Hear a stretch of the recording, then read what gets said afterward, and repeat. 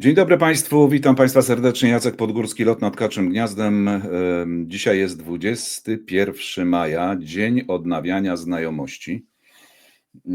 No i tutaj trzeba powiedzieć, że warto czasem odnawiać znajomości, dzwonić do ludzi, do których dawno się nie dzwoniło. No na przykład taki Karol powinien odnawiać znajomości, bo na przykład Śledzia nie zna Wielkiego Bu, dawno nie widział też, mówi, że w ogóle go prawie nie zna. Śledzia to tam wcale nie zna, może by odnowił, tak?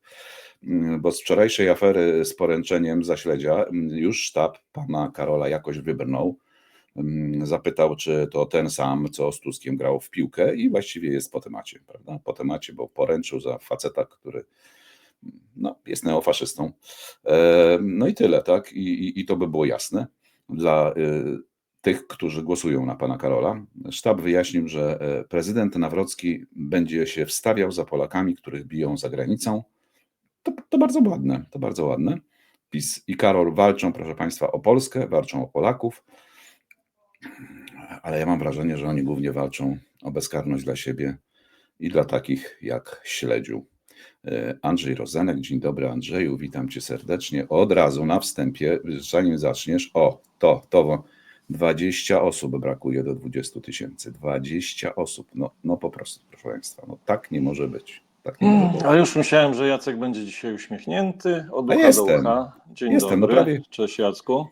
Nie, on naprawdę będzie uśmiechnięty, jak będzie 20 000 subskrybentów, dlatego prosimy Państwa bardzo, na dole jest taki przycisk subskrybuj. My widzimy, że jeszcze część z Państwa tego nie zrobiła na dole, czyli pod filmem tam na tej belce, gdzie są tam te różne kciuki do góry i tak dalej. Jest obok też taka poprzeczna rameczka subskrybuj, to wystarczy raz nacisnąć i już. I witajcie wtedy.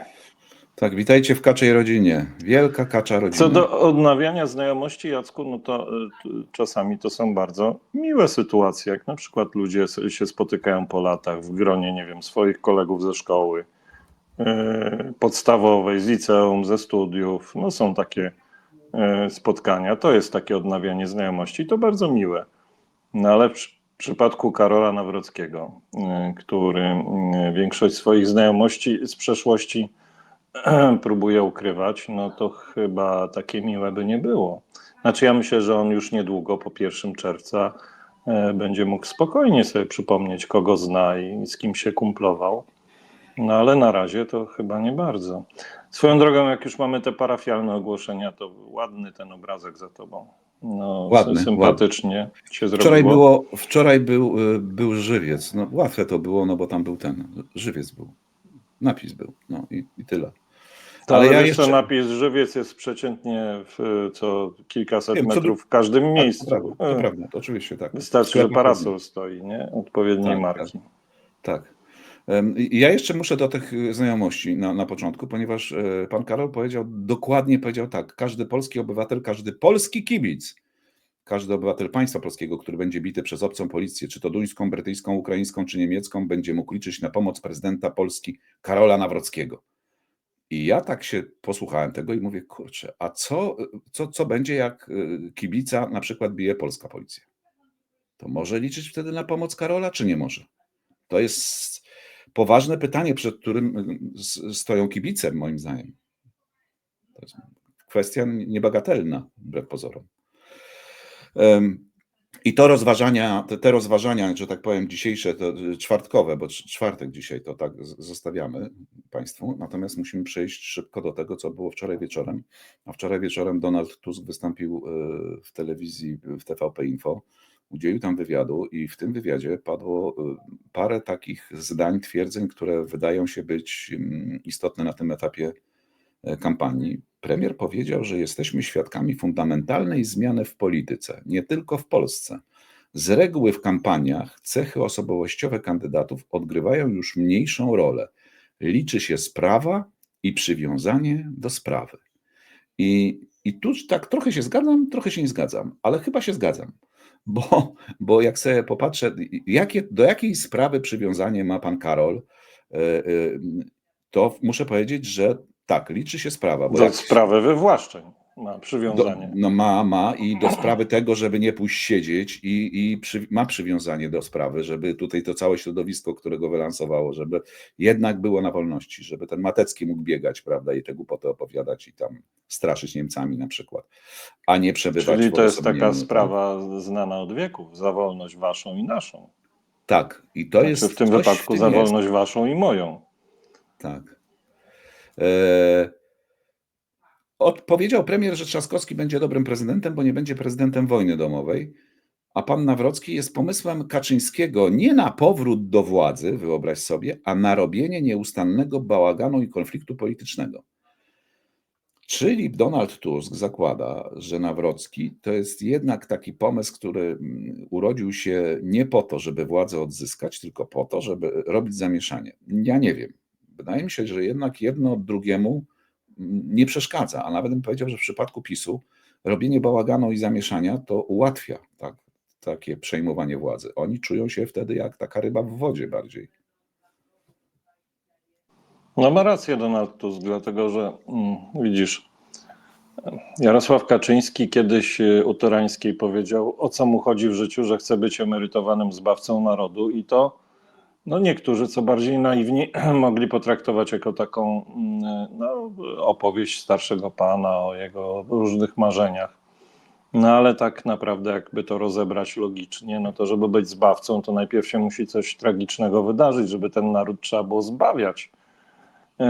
I to jest moim zdaniem credo Kaczyńskiego, że on by chciał tutaj doprowadzić właśnie do jakiejś takiej wojny wewnętrznej, do ogromnych napięć, do tego, żeby nie wiem, by jakieś nieszczęście w Polsce zapanowało i on potem na białym koniu wjeżdża, zbawia naród i potem przechodzi na emeryturę. No to jest jego marzenie i on konsekwentnie do tego marzenia zmierza, tak? Także tu nie mamy się czego spodziewać innego.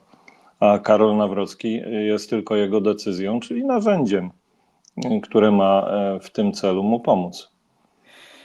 Dalej. Dajcie nam dokończyć to, co zaczęliśmy 15 października. Nie lubię marudzić i rzucać na poprzedników, ale odrzuciliśmy długi i bałagan w wielu resortach. Na czele tego wszystkiego stał prezydent Duda. Nie można się zatrzymać w połowie przeprawy. Rozumiem rozczarowanie części wyborców. Mają do tego prawo. Dajcie nam zrobić 3 kroki. Pierwszy był udany, a za 2,5 roku będziecie mogli ocenić współpracę harmonijnego teamu, powiedział premier. No taki apel, tak? No nie można się zatrzymać w połowie, no to prawda, ale prawdą jest też to, że ludzie są już naprawdę zniecierpliwieni i właściwie każdego dnia pokazują palcem czy piszą. No i ile jeszcze można czekać, bo mamy tych przykładów i takiego rozpasania z tamtej strony. Wiesz, Pan Matecki Jacku, na przykład to jest. tak, rozliczenia to jeszcze można jakoś wytłumaczyć, tak, że to się toczy swoim trybem, że to potrzeba czasu, zbieranie dowodów, prokuratura, akt oskarżenia, niezawisły sąd, proces i tak dalej. To wszystko można wytłumaczyć, ale nie da się wytłumaczyć tego, że policja jest bezradna wobec przestępców. Nie da się wytłumaczyć tego, o czym mówiliśmy w poprzednim odcinku, że policja zbywa ludzi donoszących o tym, że są niszczone banery Rafała Trzaskowskiego tym, że wszystkie koty w nocy są czarne, więc po co przeglądać ten monitoring? Przecież i tak nic nie ustalimy i proszę nam głowy nie zawracać. No to są rzeczy skandaliczne i to głowy powinny polecieć natychmiast z policji za to i za to, że nie reagowała na ekscesy Brauna. Nie po to zmienialiśmy w 2023 roku władzę, żeby policja była bezradna wobec takich sytuacji. Nie po to też zmienialiśmy władzę, żeby w służbach panoszyli się dalej ci sami ludzie, którzy wysługiwali się PiS-owi i robili rzeczy potworne i skandaliczne. Nie po to wreszcie zmienialiśmy władzę, żeby ludzie, którzy prześladowali kobiety na protestach w całej Polsce, ludzie, którzy nie wiem, znęcali się ale to symbolicznie mówię, nad babcią Kasią, czy złamali dziennikarce rękę, żeby ci ludzie dalej byli w służbach czy w policji. No to jest niedopuszczalne po prostu i jak przyjdzie podsumowanie wiesz, tej kampanii i tego, co się udało, a co się nie udało, to uważam, że tutaj trzeba bardzo wyraźnie zaznaczyć ten element zniechęcający wyborców do aktywności, no bo to zniechęca z całą pewnością. ten brak konsekwencji, ale też brak stanowczości w przestrzeganiu prawa. Proszę Państwa, Donald Tusk wczoraj sporo czasu poświęcił na migrantów, na migrację migrantów, na odkręcanie tej pisowskiej narracji, a właściwie nie tyle odkręcanie, co pokazywanie prawdy, no bo powiedział, że afera wizowa tak naprawdę to jest wierzchołek góry. Za rządów PiS Polska była najbardziej otwartym krajem na migrację, ale w tym złym sensie. Wpuszczali ludzi za kasę i łapówki, a wielkie interesy były sprzężone z ich nieudolnością. Nielegalnym migrantom zajmowało 3 sekundy rozmontowanie muru, tego, który jest tutaj na granicy. To był kompletny pic na wodę w wykonaniu Błaszczaka i Kaczyńskiego. PiS wpuścił maksymalną liczbę ludzi i robił na tym dla siebie paliwo polityczne. I powiedział jeszcze jedną rzecz premier, ja tego nie wiedziałem i to właśnie to jest tak, to jest, że politykę zagraniczną, rozmowy prowadzi się gdzieś tam zakulisowo, a nie prowadzi się w świetle kamer i opowiada się to my zrobimy, musimy być twardzi, bo to nie jest przejaw jakiejkolwiek stanowczości albo twardości. Tusk powiedział, że powiedziałem Niemcom, czyli jak rozumiem kanclerzom i poprzedniemu i temu, jeśli będziecie próbowali przesyłać nam migrantów, to w ostatecznym momencie zastosuję artykuł 72, który pozwoli na wypowiedzenie czasowe ze względu na bezpieczeństwo wszystkich zobowiązań traktatowych. No i to jest taka, bym powiedział, stanowcza reakcja i stanowcze stanowisko. No tak, ponieważ jest to dosyć powszechnie powtarzana teoria, to ja tu więcej nie mam nic do dodania, z wyjątkiem jednej rzeczy, która jest trochę z boku tej teorii, ale może być ważna, chociaż nie będzie zbyt sympatyczna dla obozu rządzącego, w tym pana premiera. Otóż teza, którą wygłosił pan premier, brzmi mniej więcej tak. Kaczyński musiał tu sprowadzać imigrantów, żeby nimi straszyć wyborców, żeby wygrywać wybory.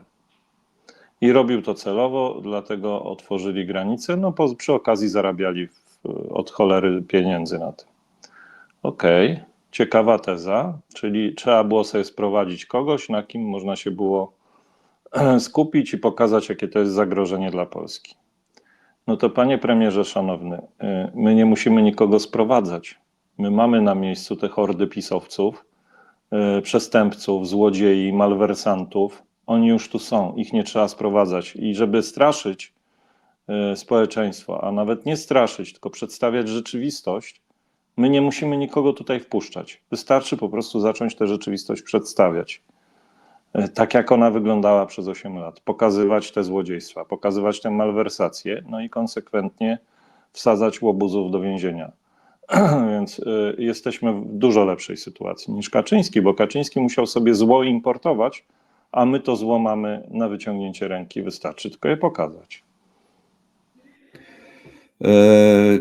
Co dalej? No premier powiedział, że no oczywiście do Zielonego Ładu, tak, bo tam padło pytanie, że przecież rzecznik Komisji Europejskiej pokazuje, jakie mamy zobowiązania wynikające z tego Zielonego Ładu i co premier NATO, Tusk. No premier powiedział bardzo precyzyjnie, że rzecznik Komisji mówi to, co wynika ze zobowiązań, które przyjął na siebie Morawiecki. Mówi, to jest kolejne kłamstwo i już nie może tego słuchać, bo to ja byłem premierem, kiedy przyjęto Zielony Ład. Nie, to Morawiecki był premierem i to on się godził na takie, a nie inne warunki. Powiedział też, że nie ma w ogóle presji na to, żeby wysyłać żołnierzy polskich na Ukrainę i że tego nie zrobimy, bo zadaniem Polski jest pilnowanie granicy z Rosją i Białorusią i że wszyscy w Europie to doskonale rozumieją.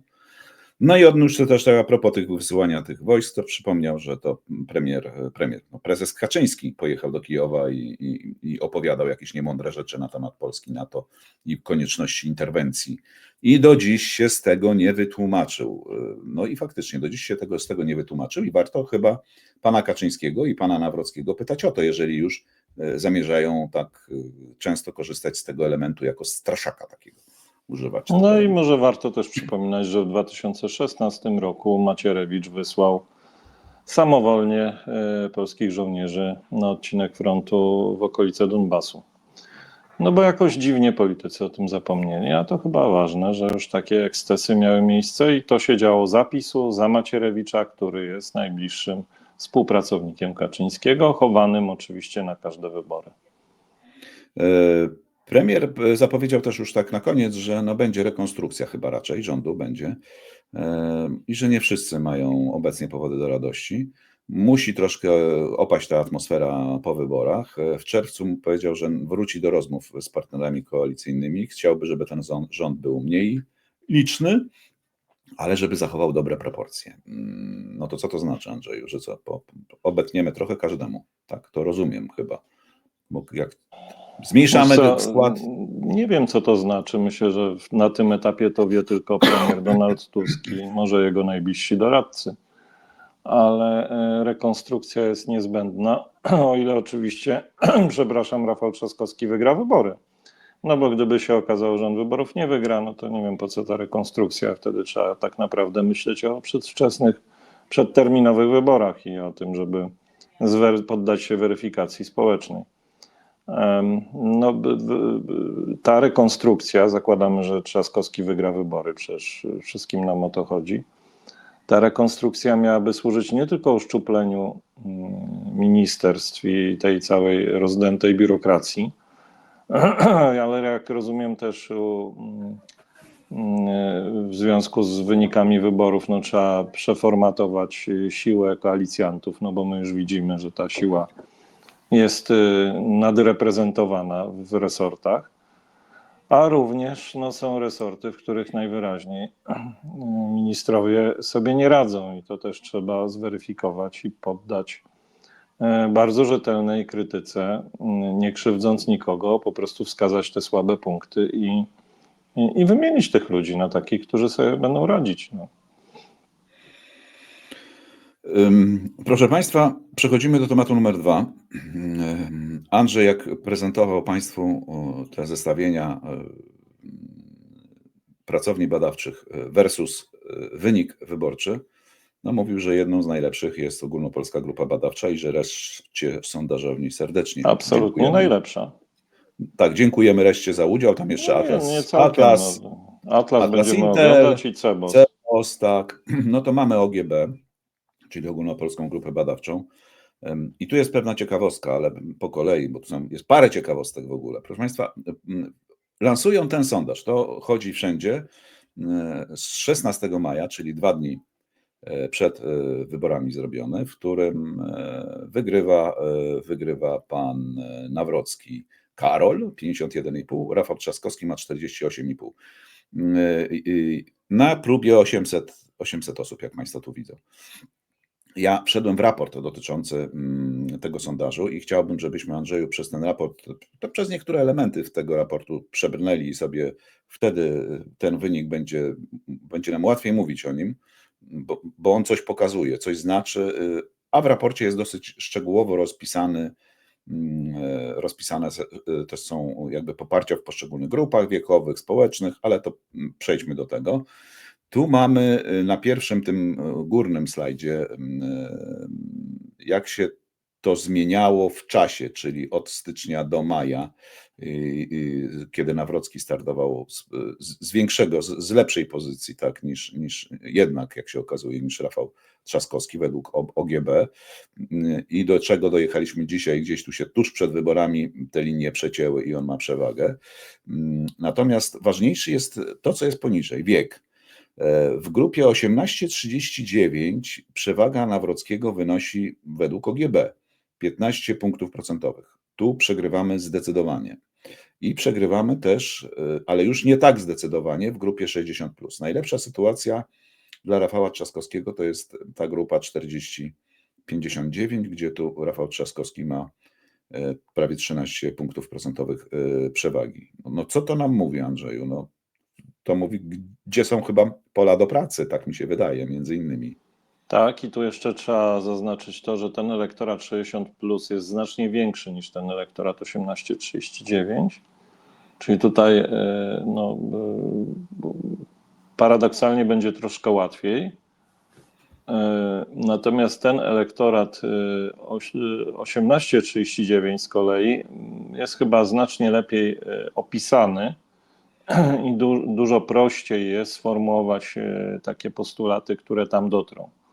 Bo ten elektorat 60+, no to w większości są ludzie, którzy są albo już w wieku emerytalnym, albo tuż przed wiekiem emerytalnym I tu myślę, że podziały są bardzo, bardzo, bardzo różne i to będzie bardzo ciężko sformułować jeden przekaz, no chyba, że będą to podwyżki świadczeń, tak.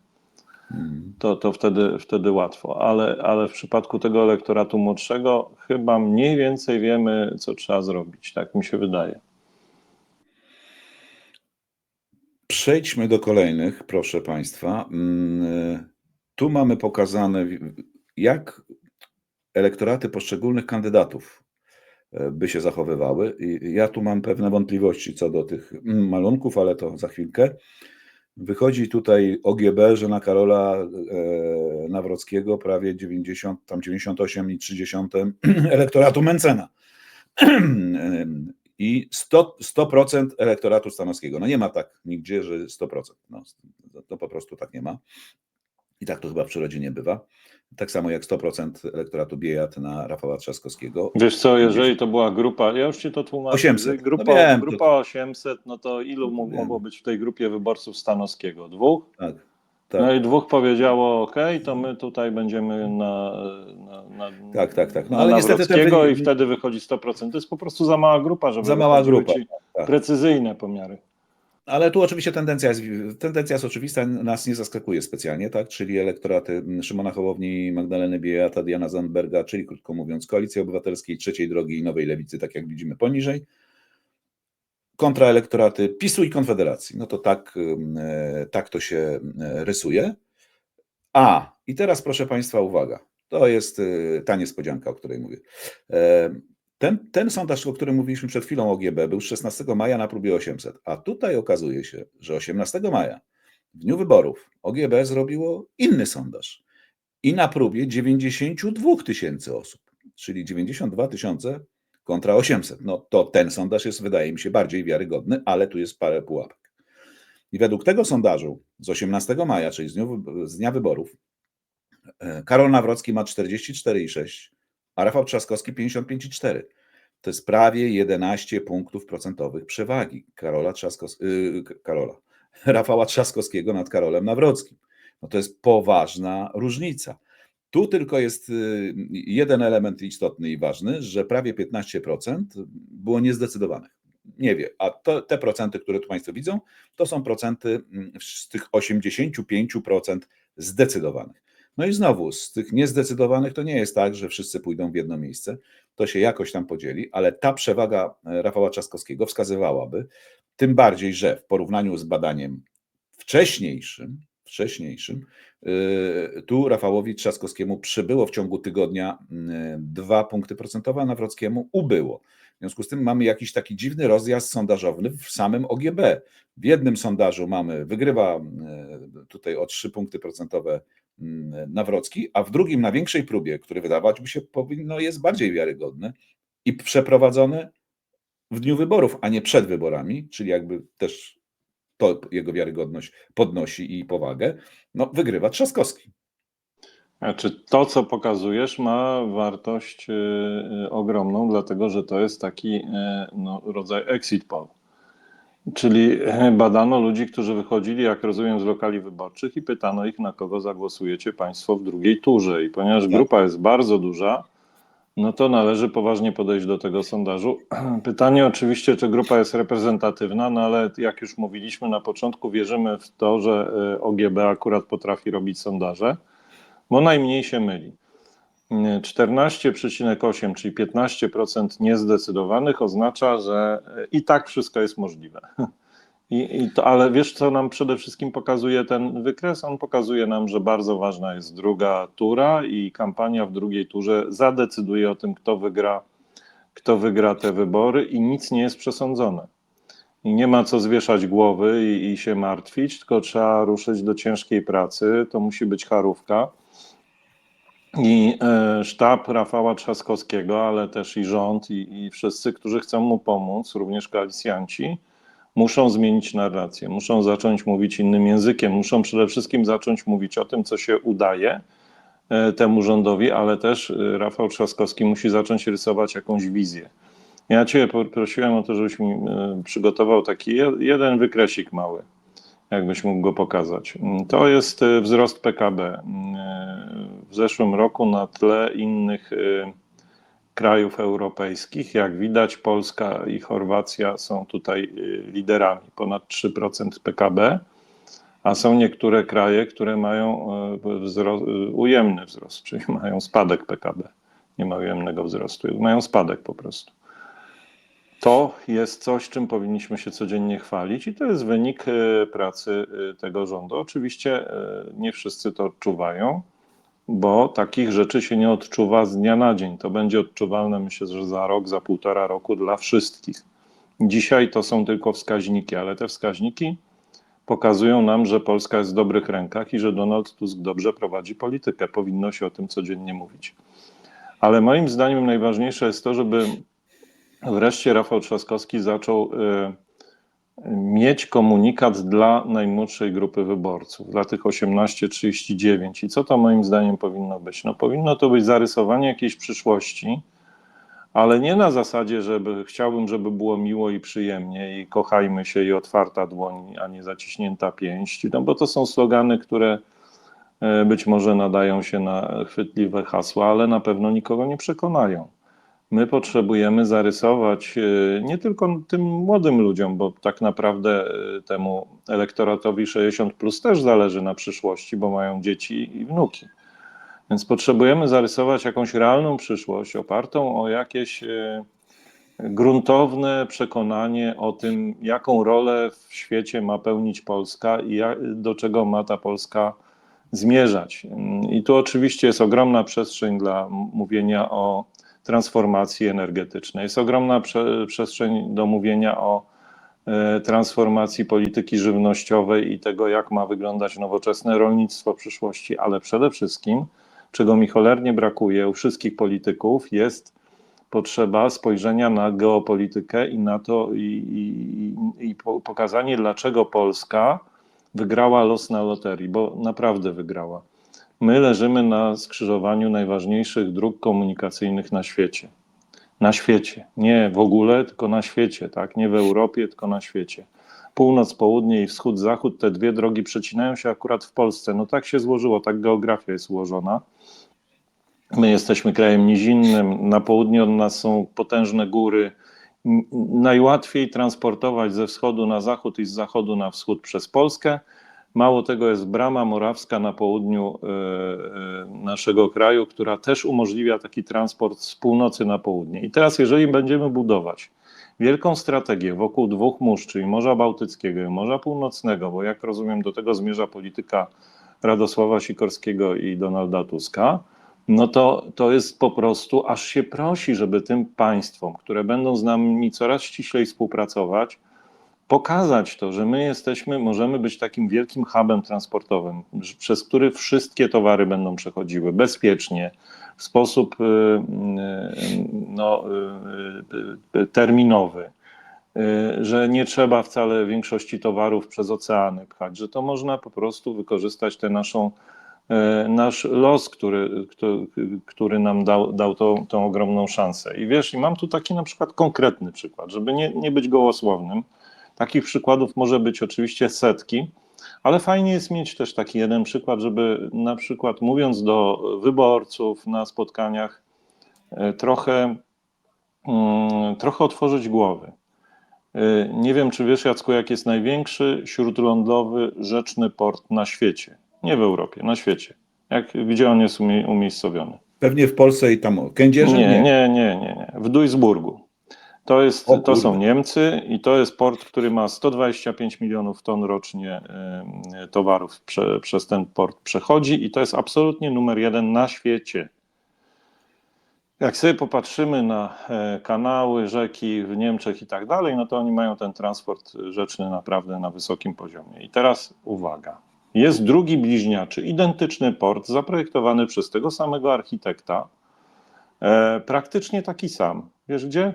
W Kędzierzynie-Koźlu. A no tak. właśnie, to tak myślałem. I jak Państwo popatrzą na mapę, to Duisburg jest w znacznie gorszej sytuacji, jeżeli chodzi o położenie geograficzne, niż Kędzierzyn, dlatego że Kędzierzyn jest centralnie na środku, na skrzyżowaniu tych wszystkich szlaków.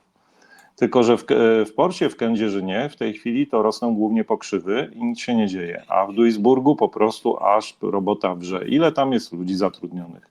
Ile Niemcy z tego mają korzyści? No to są niesamowite sprawy. I teraz oczywiście ktoś powie, ale przecież nam tutaj lobbyści niemieccy nie pozwolą uruchomić bliźniaczego portu, bo to będzie im odbierało pracę, bo to będzie im odbierało pieniądze. No sorry, jak chcemy pokazać, że ten rząd jest sprawczy i że ma tu coś do powiedzenia w Unii Europejskiej, to Donald Tusk powinien wstać, albo Rafał Trzaskowski przede wszystkim, bo teraz są wybory, i powiedzieć, hej, my mamy taki plan. Chcemy, żeby port w Kędzierzynie-Koźlu przejął część tego wielkiego transportu światowego i będzie on zmierzał do tego, żeby stać się równie potężny jak port w Duisburgu, bo ma wszystkie te same parametry. I koniec z tymi pokrzywami, które tam rosną, robimy z tego centrum handlu światowego, tak? Można? I wiesz, i przedstawiasz taką wizję, to jest w porównaniu do CPK, które było takim megalomańskim pomysłem z Księżyca, tu mamy konkret, tak, oparty o realne dane. To wszystko da się I pokazać mamy na liczbach. fundamenty dla tego projektu. Wszystko jest zrobione w zasadzie. Tam trzeba trochę poprawić komunikację na Odrze, mówię o spływności Odry, ale też nawet do Szczecina nie trzeba tego robić.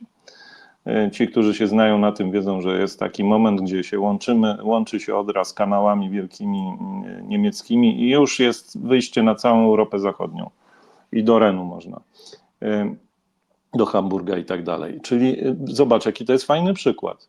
No wystarczy tylko trochę posiedzieć z mapą, pokombinować, popatrzeć, gdzie mamy swoje tutaj mocne strony i powiedzieć, będziemy wykorzystywali te mocne strony.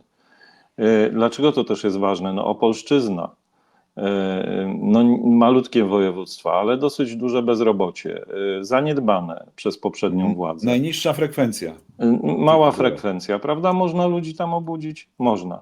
No to znajdźmy teraz więcej takich przykładów. Porozmawiajmy o tym, jak energetyka powinna wyglądać w Polsce. Powiedzmy o tym, co mówił Marcin Popkiewicz, nasz gość w jednym z ostatnich naszych wydań niedzielnych, gdzie on mówił, że no oczywiście energetyka jądrowa jest takim prostym, ale bardzo drogim rozwiązaniem, a zaproponował inne rozwiązanie, tak, w oparciu o biogaz i o bardzo rozproszoną dużą ilość biogazowni. Jaki to jest fajny pomysł dla rolnictwa, tak, dla naszych rolników, dla wsi, żeby dać im też poczucie tego, że w tej transformacji energetycznej oni nie są z boku, mogą w tym uczestniczyć, mogą zarobić na tym też pieniądze, mogą się rozwinąć, a te gminy, które dzisiaj są trochę zapomniane, mogą odżyć dzięki temu, mogą stać się bardzo ważnymi punktami w naszej energetyce, co nie wyklucza oczywiście energetyki jądrowej, ale stajemy tutaj przed obywatelami i rysujemy kolejną wizję, tak, że mamy taką wizję, że tutaj oczywiście będziemy kontynuować projekt jądrowy, ale dla bezpieczeństwa państwa chcemy również w te biogazownie uderzyć, co jest przecież też wykorzystaniem starego pomysłu Pawlaka, który mówił biogazownia w każdej gminie i był wtedy wizjonerem, trzeba przyznać, bo niewielu polityków rozumiało, dlaczego to jest takie ważne. I widzisz, ja bym mógł długo jeszcze mówić. Takich pomysłów na pokazanie przyszłości Polski jest mnóstwo. PiS, pokazując głupi pomysł przekopu Mierzei Wiślanej, nie najmądrzejszy pomysł CPK, zyskał sobie w oczach być może też młodych ludzi opinię władzy, która do czegoś dąży, ma jakieś wizje, planuje przyszłość. Prezydent Rzeczpospolitej, Rafał Trzaskowski, nie może występować wyłącznie odnosząc się do tego, co tu i teraz. On musi nakreślić wizję nowoczesnej Polski. Nie może się odnosić wyłącznie do kwestii bezpieczeństwa naszej obecności w Unii Europejskiej i w NATO. To jest ważne, bo to jest fundament, ale na tym fundamencie trzeba coś budować. Trzeba pokazać, jaką my mamy przyszłość jako Polska, na czym się będziemy skupiać. Być może trzeba zacząć też mówić o technologiach, o tym, jak budować przemysł najwyższych technologii, o tym, jak wykorzystać potencjał, gigantyczny potencjał polskich naukowców. Żeby nie było tak, że facet, który wymyśla sobie, że będzie mikrosatelity wystrzeliwał w kosmos i to zrobił, musiał wyjeżdżać do Finlandii, żeby to zrobić. Bo za czasów PiS ten wybitny przedsiębiorca, mówię o firmie ICEYE, musiał wyjechać do Finlandii, żeby tam swój projekt zrealizować. I teraz te mikrosatelity służą między innymi do tego, żeby obrazować pole walki w wojnie rosyjsko-ukraińskiej. Bo dzięki temu Ukraińcy widzą, co się dzieje i dzięki temu mają pełen nadzór nad tym, co się odbywa na froncie. To są mikrosatelity, które naprawdę to nie jest jakiś szczyt technologii. Moglibyśmy to wszystko robić. No on wyjechał nie dlatego, że nie chciał tego robić w Polsce, tylko dlatego, że mu tu kłody pod nogi rzucano. Nikt mu nie pomógł. A Finowie go przyjęli z otwartymi ramionami, powiedzieli: dawaj stary, robimy to, bo to jest fajny pomysł. I dzisiaj jest to największa firma na świecie, która zajmuje się mikrosatelitami, założona przez Polaka, młodego chłopaka, który miał wizję i chciał to zrobić. Wiesz, pokazujmy takie rzeczy. Pytajmy też przedsiębiorców, jak trzeba im ulżyć, żeby oni byli bardziej kreatywni i mogli więcej miejsc pracy tworzyć, ale nie zapominajmy też o pracobiorcach, tak? Trzeba z tego elektoratu Adriana Zandberga też skorzystać i też obiecać tym ludziom, że wreszcie państwo będzie też chociażby przestrzegało kodeksu pracy z żelazną determinacją, że będzie walczyło o to, żeby ten tydzień pracy rzeczywiście był krótszy, no bo do tego cały świat zmierza. Mamy nowoczesne technologie, automatyzację, robotyzację pracy, no to wszystko powinno wpływać na to, że będziemy za te same pieniądze nieco krócej pracować. Oczywiście to nie chodzi o to, żeby piątki były wolne, jak to niektórzy z lewicy próbowali nam wmawiać, ale załóżmy, że zamiast 8 godzin będziemy na początku 7,5 godziny pracować, albo 7. To wszystko jest możliwe, tylko wiesz, no, wyjdźmy z tego cholernego tygla opowiadania ciągle tego samego na każdym spotkaniu, bo to nie działa, to ludzi nie porywa. Rafał Trzaskowski musi porwać ludzi wizją. Tu nic Tak jest. innego już nie zostało. Musi być wizja nowoczesnej Polski zarysowana na 10 lat, bo tyle trwają 2 kadencje prezydenta. I on musi być tutaj przed rządem, on musi być lepszy od rządu, on musi podpowiadać rządowi, co trzeba zrobić, wskazywać te kierunki i być taką sprężyną postępu. Jeżeli do tego, jeżeli tak się zaprezentuje w tej drugiej turze, to wygra w cuglach te wybory. A jeżeli dalej będzie smędził tak, jak smędzi do tej pory, przepraszam za to słowo, to po prostu te wybory przegramy. I nie wystarczy tylko opowiadanie o tym, że odbudowujemy Centralny Okręg Przemysłowy. Okej, ale to 7 raz powtórzone nie powoduje, że mamy 7 projektów, tylko ciągle mówimy o jednym. Ale Jacku, no dobra, no odbudowujemy Centralny Okręg Przemysłowy, to kompletnie nic nie znaczy. Po pierwsze, ludzie nie wiedzą, nie pamiętają, co to był COP. Po drugie, COP to był głównie przemysł zbrojeniowy. No to proszę bardzo, chcesz o przemyśle zbrojeniowym? Proszę bardzo. 1,5 roku rządów za nami i nadal nie wbito nawet łopaty pod fabrykę amunicji 155 mm. Co to ma znaczyć w ogóle? Jakim cudem to się dzieje? Jakim cudem, się pytam, skoro Cudem cały bez świat ładu. marzy o Stagnacji. tym, żeby kupować 155 mm, a my powinniśmy być tym jak najbardziej zainteresowani, bo produkujemy kraby, planujemy naszą armię w oparciu między innymi o artylerię kalibru 155 mm i nie mamy własnej amunicji. Co to ma być w ogóle? Dlaczego nawet łopaty nie wbito? Dlaczego planów nawet nie ma budowy tej fabryki amunicji? Rafał Trzaskowski powinien tutaj wyjść i powiedzieć: tu mój rząd zrobił źle i ja chcę zrobić dobrze. I będę ten rząd naciskał, żeby to powstało i mam plan, wiem, gdzie to ma powstać i kto ma to zrobić. Prawda? Prosta sprawa. No jeszcze chcesz o fabrykach zbrojeniowych? Proszę bardzo. Dlaczego w Pionkach do licha nie uruchomiono nadal produkcji prochu? Jesteśmy jedynym krajem tego rozmiaru na świecie, który nie robi własnego prochu. Ja rozumiem, że pisowcom się wszystko w tej sprawie nie udało. Być może miało się nie udać, no bo są zewnętrzne siły, którym bardzo zależy na tym, żebyśmy dalej tego prochu nie robili. Ale co się dzieje w tym rządzie? Przez 1,5 roku też się nie udało. Przecież tam hale stoją, wszystko jest zrobione, trzeba tylko maszyny uruchomić. Ja wiem, że tamta linia, którą kupiliśmy od Szwajcarów, bardzo dobra, została zdekompletowana i dlatego nie można jej uruchomić. No ale to chyba nie są takie przeszkody, nad którymi należy usiąść i zacząć ronić łzy, tylko trzeba coś zacząć do licha robić. Albo nowe wymyślić maszyny i zamówić, albo wyprodukować brakujące części, no nie wiem, no coś bym zaczął w tej sprawie czynić, tak? I tu też Rafał Trzaskowski ma ogromną przestrzeń do tego, żeby się trochę od tego rządu odciąć i powiedzieć: hej, moi koledzy z rządu zrobili tutaj bardzo mało, czy też nic, a ja uważam, że to jest priorytet. I ja jako prezydent, zwierzchnik Sił Zbrojnych będę robił wszystko, żeby powstały fabryki amunicji, fabryka prochu, bo to jest fundament naszego bezpieczeństwa i konkrety wtedy. No, musi ktoś go przygotować, powiedzieć, gdzie ma ta fabryka stanąć, na jakich maszynach, kto za to ma odpowiadać, wiesz to, ale Trochę to da się późno, Andrzej. zrobić, naprawdę da Ale się zrobić. jeszcze Nie, jest nie jest może. za późno. Badania OGP, które przed chwilą pokazałeś, pokazują, że jeszcze nie jest za późno. Tylko trzeba zmienić narrację w tej Tak, kampanii. to okej, tylko że mówię, że w tym sensie, no, że ktoś powinien to zrobić, no tylko no, pytanie kto, no ale dobra. Chyba to tak zawieźmy. Wiewiórki donoszą, że nastąpiło jakieś przebudowanie sztabu Rafała Trzaskowskiego. Doszły nowe osoby, które mają podobno rzucić nowe pomysły na tę kampanię. No miejmy nadzieję, że tak jest rzeczywiście. No przecież ja jestem ostatni, który będzie ręce załamywał i chcę pomagać ze wszystkich sił i mam nadzieję, że ty też. I no nie wolno się poddawać, tak? Mamy do wygrania nie tylko wybory, mamy do wygrania Polskę i Europę. No właśnie. No i żeby wygrać, to jeszcze trzeba te elektoraty pozyskać przed drugą turą. Mencen wpadł na pomysł. No, no, dobry pomysł, z jego punktu widzenia oczywiście, no bo odciął się tym samym inaczej. No, nie jest tak eksponowane już to jego przypominanie pod tytułem, no, co tam mówił o Nawrockim, że to oszust, człowiek pozbawiony zasad, tak. W związku z tym zaproponował spotkania i Rafałowi Trzaskowskiemu, i Karolowi Nawrockiemu. Obaj panowie się, zdaje się, wybierają do niego, na jego kanał na YouTubie.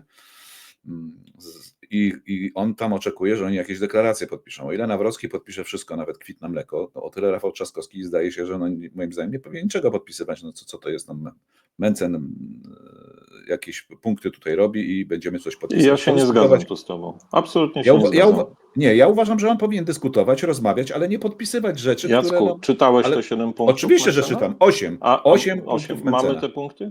Mamy, czytamy je razem. No to Nowy prezydent nie podpisze żadnej ustawy, która podnosi Polakom istniejące podatki, składki, opłaty lub wprowadza nowe obciążenia fiskalne. No co, można się pod tym podpisać? Można. Drugi jest bzdurą. Nie podpiszę żadnej ustawy ograniczającej obrót gotówkowy i będę stał na straży polskiego złotego. No oczywiście można się pod tym podpisać, tylko że to nie ma jakiegokolwiek sensu, bo regulacji... Ale zaraz, okay, można dobra. Czy nie można? No można, no, że słońce wstaje rano, a nie podpisze żadnej ustawy ograniczającej swobodę wyrażenia poglądów zgodnych z polską konstytucją. No to nawet należy się pod tym podpisać. A właśnie tu jest pewien problem. Bo Rafał Trzaskowski ewidentnie, i to mówił już parę razy, że jest za podpisaniem tej ustawy o mowie nienawiści. Bo tu ukryte jest ta ustawa o mowie nienawiści. To jest tu ukryte, Andrzej. W tym punkcie. Jeszcze raz przeczytaj uważnie. Nie podpisze żadnej ustawy ograniczającej swobodę wyrażania poglądów zgodnych z polską konstytucją. Dla nich ustawa o mowie nienawiści... Swoboda ogranicza poglądów zgodnych z konstytucją. Nigdzie w konstytucji nie masz napisane, że należy hejtować, siać nienawiść i tak dalej. Nie. To jest kwestia interpretacji. Ja na miejscu Rafała podpisałbym bez problemu coś takiego, mając własną interpretację tego punktu. Ale to okej, to będą sobie o tej pewnej interpretacji rozmawiać. Nie pozwoli na wysłanie polskich żołnierzy na terytorium Ukrainy. To już jest oczywiste.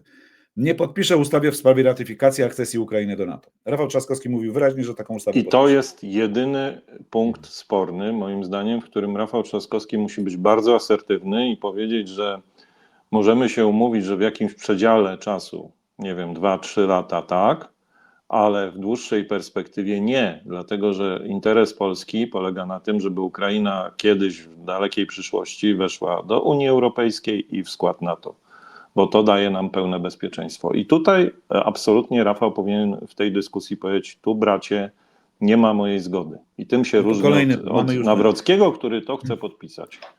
Ale to jest dobre dla Rafała, że ma inne zdanie. Nie rozumiem. Nie podpisze żadnej ustawy ograniczającej dostęp Polaków do broni. No i pięknie, Jacku. Jest teraz, ja jestem, jak wiesz, w tej sprawie, no może nie specjalistą, ale praktykiem. Jest teraz powszechny dostęp w Polsce do broni. Każdy, kto jest niekarany, przejdzie badania psychologiczne i psychiatryczne i zda egzamin, może posiadać broń. Tak w dużym ogóle to wygląda i niczego nie trzeba psuć. I Rafał Trzaskowski powinien podpisać, że niczego tu nie będzie psuł w tej sprawie Absolutnie się z tym zgadzam. Nie zgodzi się na przekazywanie jakichkolwiek kompetencji władzy Rzeczypospolitej do organów Unii Europejskiej. Dalsza integracja w ramach Unii powoduje przekazywanie kompetencji. Zresztą Unia jest zbudowana na tym, że No i to też przekazaliśmy jest część dla mnie kompetencji. dyskusyjny punkt, w którym diabeł tkwi w szczegółach, no bo co to znaczy jakichkolwiek kompetencji? Po prostu ten punkt jest mocno na wyrost, jest nie do zrealizowania przez jakiegokolwiek prezydenta, nawet najbardziej antyunijnego. No chyba, że się chce wyjść z Unii Europejskiej. No To bądź wtedy właśnie, tak. tu jest w tym I to kwicie, jest w tych drugi punktach. punkt, który jest dyskusyjny i którego Trzeci. Rafał Trzaskowski, drugi, nie powinien podpisywać. Jaki trzeci? Drugi. Jeszcze jeden mieliśmy dyskusyjny. Kolejny punkt dyskusyjny. Nie podpisze ratyfikacji żadnych nowych traktatów unijnych osłabiających rolę Polski, na przykład poprzez osłabienie siły głosu lub odebranie Polsce prawa weta.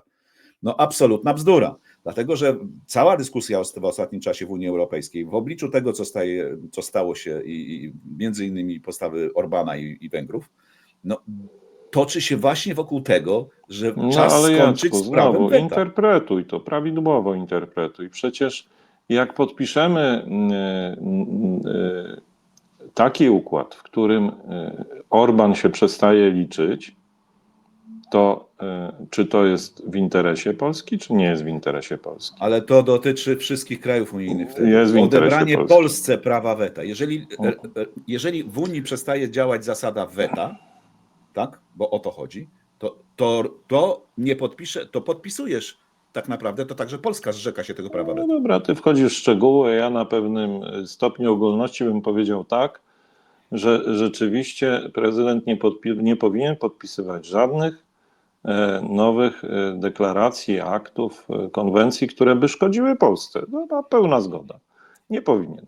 A to, że weto szkodzi w tej chwili Polsce, bo pomaga Orbanowi, czyli Putinowi, to my wiemy, tak?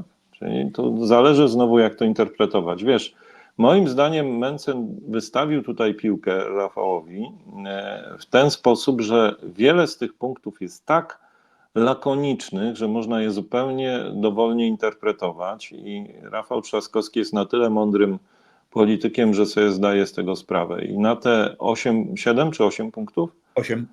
Na te 8 Mencena nowa. 8 punktów, 3 są rzeczywiście dyskusyjne i do przedstawienia własnej interpretacji. 5 jest moim zdaniem do absolutnie podpisania na dzień dobry i to wystarczy. Bo komunikat dla wyborców Mencena pod tytułem z 8 punktów 5 Rafał Trzaskowski od razu akceptuje, a co do 3 chce dyskutować, jest ok. To być może spowoduje, że część tego elektoratu się zacznie wahać, a być może nawet zagłosuje na Rafała Trzaskowskiego. Ja bym tu podjął próbę dyskusji i rozmowy. Dyskusji, Po prostu. tak, ale znaczy dobra, zostaniemy przy tym. Ja uważam, że tego typu gry są trochę ryzykowne. No tu oczywiście No dobrze, bo żeby... to nie może być jedyna aktywność w trakcie kampanii, tak? To jest elemencik. A poza tym elemencikiem musi być jeszcze inny elemencik, który pozwoli dotrzeć Rafałowi do wyborców Zandberga, inny elemencik, który na przykład pozwoli przekonać wyborców Senyszyn. Nie wiem, dlaczego do tej pory jeszcze nie nastąpił telefon do pani profesor od Rafała Trzaskowskiego. To Same nie plusy z tego by kosztuje. były.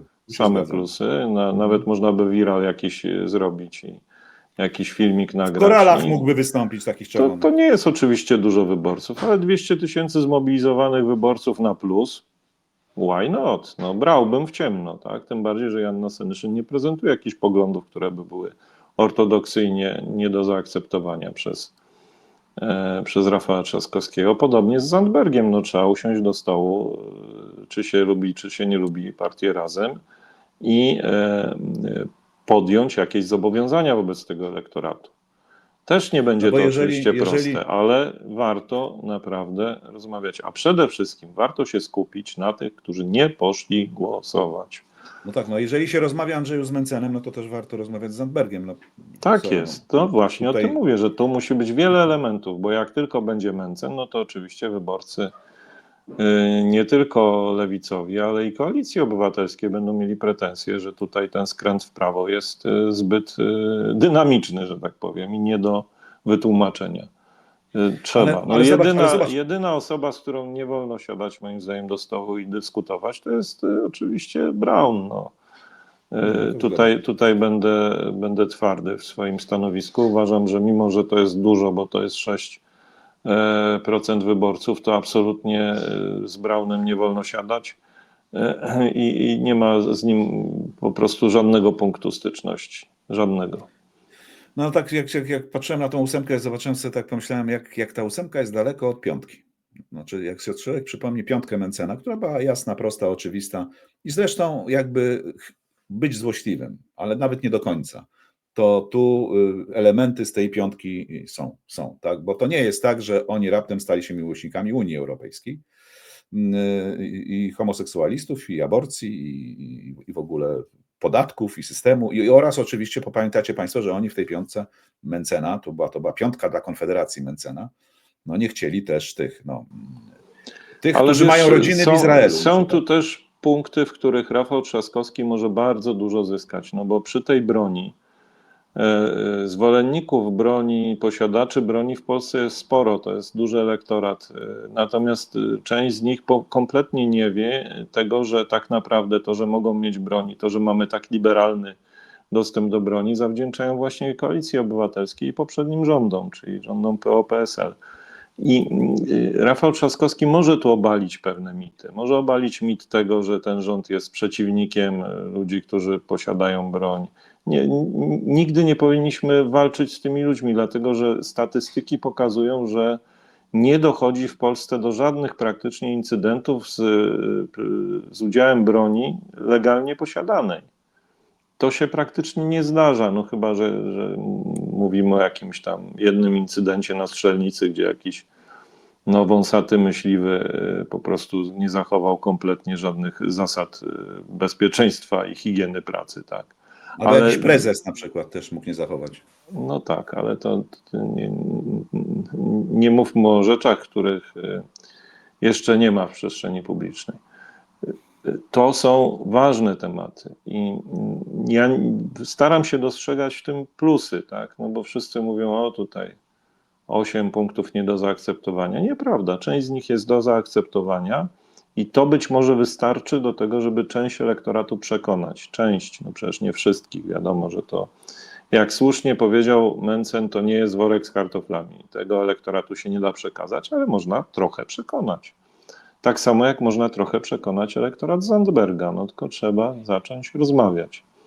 I wizja Polski, konkrety, tak? Dlaczego Polska ma być silnym krajem w silnej Europie? Z badań ja patrzyłem gdzieś, widziałem takie już jakieś analizy, nie badania, analizy bardziej niż badania, że 75% elektoratu Zandberga i tak pójdzie głosować na Trzaskowskiego. Ale to zostaje 25, które część zostanie, część nie będzie, część ale to nawet warto i o te 25. Wyborcza dotarła do informacji, według których osoby z otoczenia Nawrockiego, jakieś tam jego ludzie po prostu, miały szukać laboratorium, które miało potwierdzić, że na kartce tej, którą Rafał Trzaskowski przekazał Nawrockiemu z tym numerem konta do DPS-u w czasie tej debaty, były resztki narkotyków. No i tu jest cała akcja, podobno była wymyślona, mówię podobno, bo Wyborcza tak pisze, że oto, prawda, jakby znaleziono tam ślady narkotyków na tej kartce, no to znaczy, narkoman, proszę Państwa, mamy tutaj do czynienia z kandydatem na prezydenta, który jest uwikłany nie w ten, tylko uwikłany w narkotyki. No ten temat się oczywiście pojawiał w narracji prawicowych mediów od jakiegoś czasu i nawet przed pierwszą turą się pojawiał w telewizji Republika. Chodziła taka informacja, że nielegalne substancje miał tam jeden ze sztabowców Rafała Trzaskowskiego. Nawet w maju tam 12 bodajże, czy 11, jakieś rzuty z ekranu pokazywali, które jakąś konwersację przedstawiały, gdzie rzekomo miał proponować narkotyki innej osobie ten człowiek. No i sztabowiec przekonuje, że korespondencja nie należy do niego. Chce pozwać Telewizja Republika za całą sprawę. Wyciągnęli też oczywiście materiały z 2018 roku, kiedy to były znajomy i współpracownik Rafała Trzaskowskiego, pan Michał Dzięba, oskarżył go o nielegalne finansowanie kampanii do Parlamentu Europejskiego w 2009, tak? I przy okazji wspomniał o zażywaniu narkotyków i korzystaniu z usług prostytutek. Zażywałem narkotyki razem z Rafałem Trzaskowskim, to mówił w Telewizji Republika. No a żeby była jasność, sprawa trafiła do prokuratury, ta sprawa właśnie, no i została umorzona pod koniec 2021 roku, czyli no nie za rządów Tak, a Koalicji pan Zięba Obywatelskiej. na mocy porozumienia z Rafałem Trzaskowskim musiał za wszystko publicznie przeprosić. Tak. I odszczekiwał te wszystkie słowa, także Ale wiesz, to oni, jest... tak jest, ale to po prostu, bo to Idą w tę pasuje. narrację. Autorem jest Wojciech Czufnowski tego artykułu z Gazety Wyborczej. I co jest ważne w tym artykule? No źródła, bo źródła są moim zdaniem niepodważalne. Źródłem jest jeden z wybitniejszych kryminologów w Polsce, który dostał jako pierwszy ofertę przebadania tej słynnej kartki. Są inne źródła, które to potwierdzają, inne laboratoria, do których się zgłosili pisowcy. No i wreszcie sztab samego kandydata, który de facto sprawę potwierdził, chociaż potem, jak doszło już do ujawnienia tego, że potwierdził dzięki prowokacji, której dokonał redaktor Czufnowski, no to oczywiście się wszystkiego wyparli. I teraz, co to formalnie może znaczyć? Po pierwsze, takie badanie nie ma kompletnie żadnego sensu, bo materiał dowodowy nie został odpowiednio zabezpieczony. Przeszedł przez wiele rąk, zanim dotarł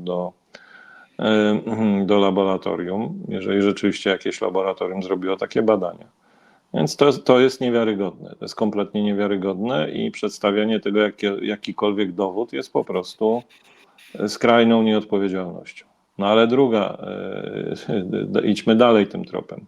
Co to może znaczyć? Bo jakby tekst redaktora Czufnowskiego kończy się na tym, że tutaj zdobyliśmy taką informację i dzięki temu być może plan pisowski spalił na panewce. Pewnie tak, ale załóżmy, że to nie jest cały plan, tylko że to jest pewien element planu. Tak.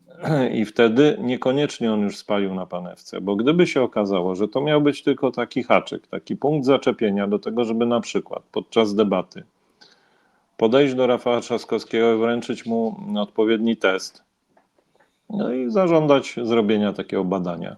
Tutaj na oczach widzów, tak? I nie wiem, Nawrocki mówi, ja też się zbadam, proszę, ty też się zbadaj. I tutaj przetnijmy te wszystkie spekulacje i wątpliwości. No to Rafał Trzaskowski musi być przygotowany na to. Musi wiedzieć, jak odpowiedzieć, musi wiedzieć, czy bierze ten test i robi, czy nie robi, no, czy kto gwarantuje, że to jest prawdziwy test, a nie jakaś znowu podpucha. Jest gotowy. Tak? Czy być może już jest tak spreparowany, że wyjdzie tak, jak należy. No wiesz, ja na miejscu Rafała bym szedł ze swoim testem, już zrobionymi badaniami, nie wiem tam jak to się robi z krwi czy z czegoś i wyciągnąłbym w razie czego i pokazał, proszę bardzo, tutaj mam. Zrobiłem sobie wczoraj Tak. w niezależnym laboratorium albo gdzieś Tak. tam i mam coś takiego. Rafał musi być przygotowany na coś takiego. Ja to mówię otwarcie tutaj. Po pierwsze, nie sądzę, żeby to dotarło do kogokolwiek, bo przecież sztabowcy mają swoje rozumy i wszyscy są najmądrzejsi na świecie, no ale może gdzieś jakieś echo chociaż dotrze, tak? Żeby nie było jak z tą flagą, żeby znowu nie było tak, że Rafał jest zaskoczony, że tu kurczę, Tym bardziej, ojej, Andrzeju. flagę przyniósł, no. I co tu zrobić teraz? To są proste rzeczy do przewidzenia. Ta debata się odbędzie, już to wiemy, chociaż były perturbacje. A skoro się odbędzie, to będą bardzo prawdopodobnie, że będą chwyty poniżej pasa. I bądźmy do licha na to przygotowani. Chociaż raz pokażmy, że przewidujemy 3 ruchy do przodu, a nie reagujemy na jeden ruch.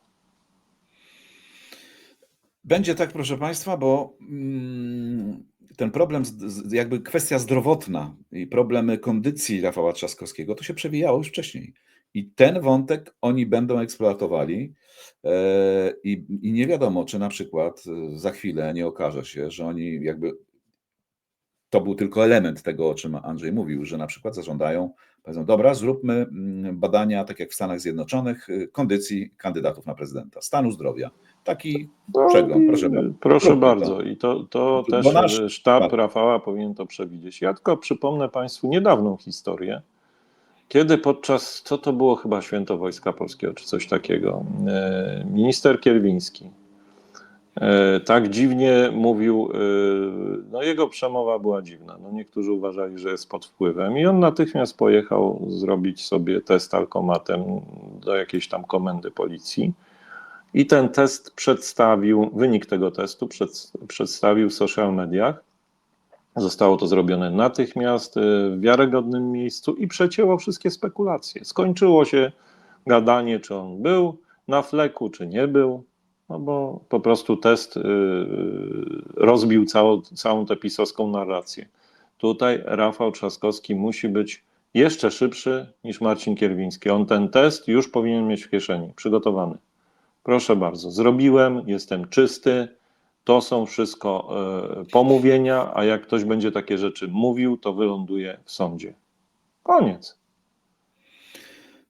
Sztab Nawrockiego będzie wykorzystywał kilka elementów w tej debacie, wydaje się. I na pewno to wynika już z takich przesłuchów, przecieków, ale też z obserwacji tego, co sam Nawrocki w czasie tej kampanii opowiada. Na pewno będzie pakt migracyjny. Na pewno będą opowieści o zabezpieczeniu granicy. Na pewno będzie Zielony Ład, ale te elementy akurat tu bardzo ładnie na wstępie już nawet Donald Tusk rozpracował i jakby wykorzystując to, co mówił Donald Tusk, można to łatwo rozbić, ale jest jeszcze jeden element, na który oni chcą zwrócić uwagę, mówię o sztabie Nawrockiego i którym chcą zaatakować Trzaskowskiego. To jest oczywiście prezydentura w Warszawie i jak to oni nazywają, finansowanie lewackich organizacji, na które poszły setki milionów złotych. I oni to będą teraz wyciągali, jakiego typu organizacje, ile pieniędzy, na co to pan Trzaskowski przeznaczał i jak to dbał o lewactwo w Polsce i że tu, prawda, chciałem powiedzieć, rozpijał młodzież, jeszcze do tego chciałem dodać, no to też pewnie można dorobić, jakby ktoś bardzo chciał, to się uda. I w tą stronę to będzie wszystko szło i to, co Andrzej opowiadał, tu nie ma jakiegoś specjalnej filozofii.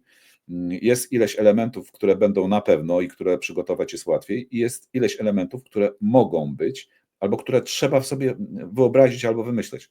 Tak, że oto będziemy mieli taką sytuację, którą mogą nas zaatakować i mieć gotowe na to jakieś rozwiązanie, jakąś odpowiedź.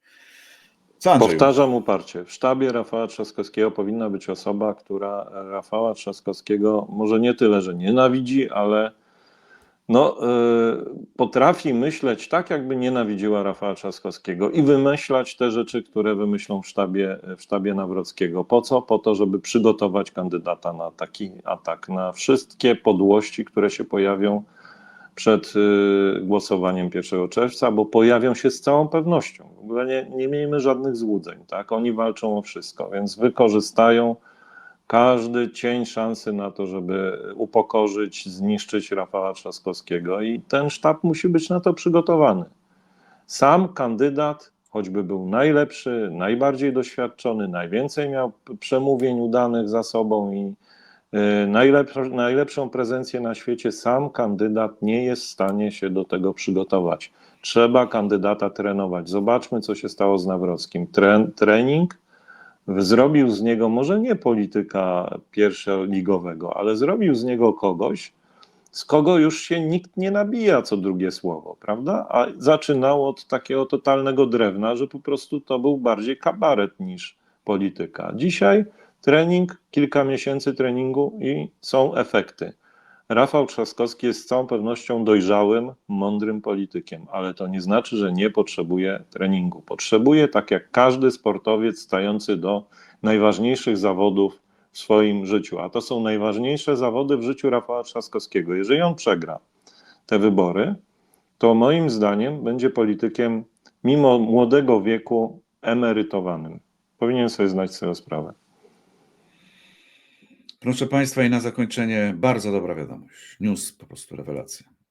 Minister Bodnar pozywa Zbigniewa Ziobrę za słowa, bo określił Ziobro ministra Bodnara mianem gangstera i bandyty. Ja tylko się troszkę zmartwiłem. To wczoraj miało miejsce. To ten pozew, ta informacja o tym, że jest tu, składamy. Całe zdarzenie miało miejsce 2 miesiące temu. Jakoś nie wiem, tak mi się wydaje, że to kancelaria pana ministra Bodnara prawna musiała ustalać 2 miesiące, czy on jest gangsterem i bandytą, czy na co tu oni czekali. No przecież to powinna być reakcja w marcu, to w marcu, a nie czekamy. Ja mam wrażenie, że tu jest kampania, mamy to teraz pokazujemy, że jednak tamci nie mogą być do końca bezkarni za to, co opowiadają nawet. No trochę to wygląda śmiesznie po prostu, poza tym, że jest jak najbardziej zasadne i że sprawa jest właściwie zero-jedynkowa, tak? Ale no, ja nie wiem, to...